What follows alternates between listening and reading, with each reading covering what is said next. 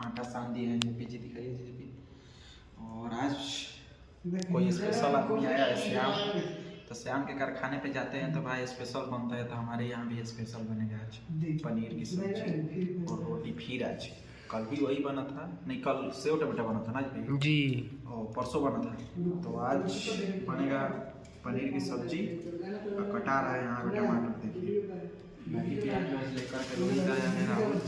इधर प्याज है, इधर क्या है, छाछ है, इधर छाछ है भाई, जिसको माठा बोला जाता है हमारे यूपी बिहार में, तो गोपाल का छोला बैठा है। और हम लोगों का पारी है भाई, सुबह में राहुल बनाता है, शाम में हम और जेपी मिल करके बनाते हैं। तो चलिए यही जिंदगी है, काम पर से आओ, खाना बनाओ, खाओ, फिर सो जाओ। लाइक करो, सब्सक्राइब करो भाई, खुश रहो, मस्त रहो, स्वस्थ रहो और खूब तरक्की करो।